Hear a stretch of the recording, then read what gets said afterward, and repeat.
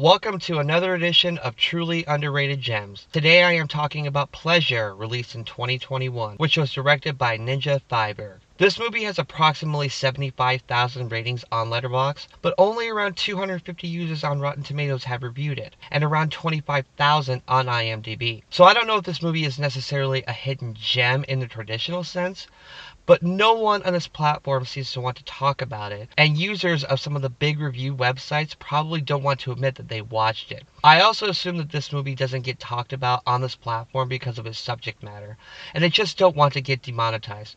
But I am not monetized as of the time of this video, and I know how to talk about it and maintain a PG-13 rating. So let's go, because this is a great movie. Pleasure is about a young woman with the stage name of Bella Cherry arriving in Los Angeles with the hopes of being the next star in the adult entertainment industry. What proceeds is one of the most real stories about this field of work that I have ever seen in my life, with one of the best performances in this decade of the 2020s. Sofia Kappel, I hope I pronounced her name correctly, plays the main character, whose real name in the movie is Linnea, and she gives such an unbelievable performance as a young girl with ambitions of being the master of this field, but is gullible initially about all the things involved in being a star in this industry. She has a pseudo best friend and roommate named Joy, who tries to help her boost her stature in the industry, and they become essentially sisters in this fight to claw their way to the top of the world. We see lots of parties that people attend to try and get noticed by people who run this adult industry, and rivalries are created, with one woman in particular who goes by the name of Ava. She comes back at the end of the film in one of the most heartbreaking ways. To start with, one of the things that makes this movie seem so authentic and realistic is not just with its shooting style, which I will come to in a moment, but also that many of the people in this movie are adult film stars in real life. Many of the people you see, from the producers, the agents, the cameramen, and even some of the stars, are in the industry for real. So it adds a level of authenticity to it to make it feel even more real as you watch it. There's obviously a ton of nudity in this movie, but none of the scenes of sex are filmed in a way to come off as erotic in any way. In fact, they are mostly filmed from the perspective of the female, which was such a smart decision by the director. This industry is so male focused from its user base to the people who run it that it is refreshing to see from the perspective of a woman and what she is expected to do in order to get ahead in this competitive and volatile world. You may see tons of nudity, but expect to never see it in a glamorous way. It is filmed in a way to make you feel uncomfortable.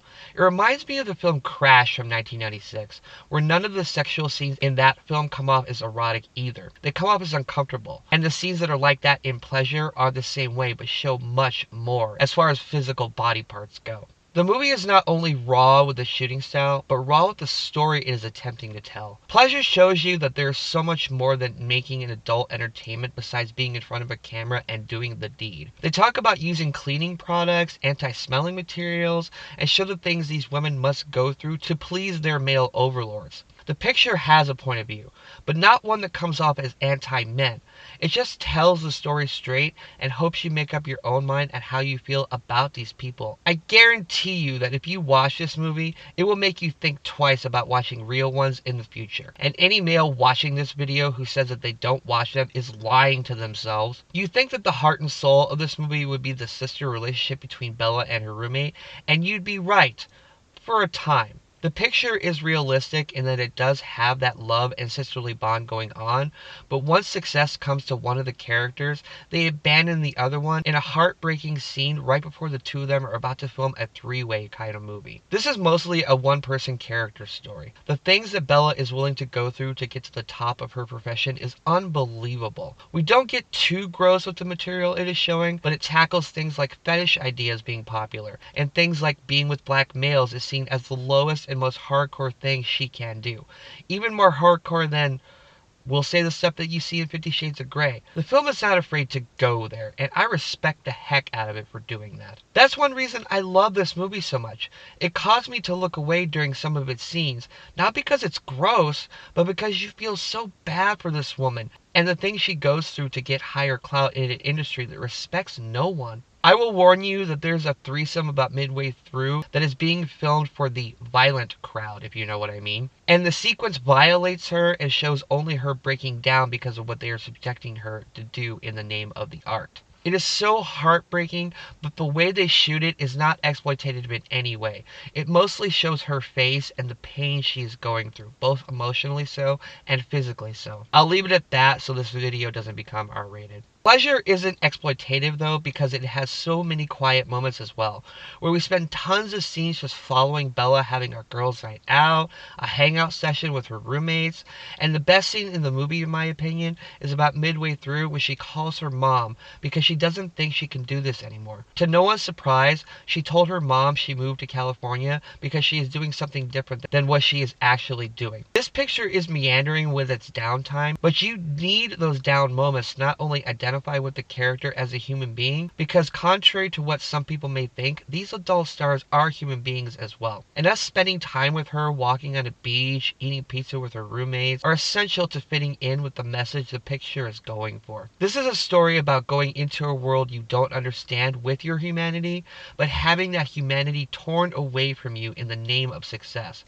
It's heartbreaking and powerful. My only issue with this movie is after Bella calls her mother, the next day she seems to have a sudden change of heart and begins her rise to fame after agreeing to interracial filming. I felt the mood shift came out of the blue a little bit, and I wish the fallout with her friend had a little more foreshadowing, but those are small, very small gripes. This is not an easy movie to watch, and there are scenes that will make some people turn their heads in disgust, not because it's gross, but because it is dark and real, and puts you in the shoes of the women who do this job for a living, and makes you hopefully empathize with what they go through in order to please men like us. I'm not saying that this movie gives a perfect representation of the entire industry. I'm sure it doesn't, but it does give you an idea of what some people have gone through in it, and it could lead to a discussion with the industry as well as ourselves of whether or not the way this wheel spins is right and if the power is where it should be. Unfortunately, I live in a country where people are a bunch of harumphing prudes who never want to talk about things like sex,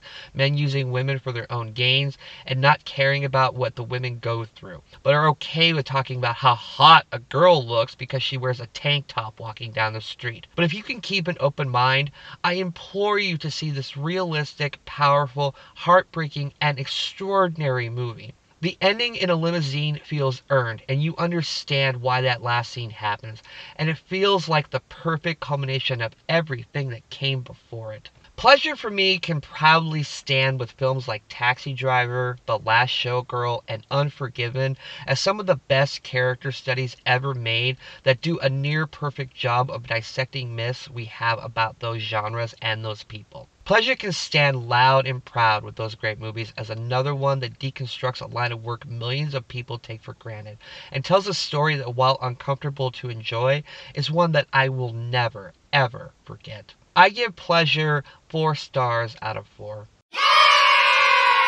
Congratulations to Ninja Thyberg. This was her feature directorial debut.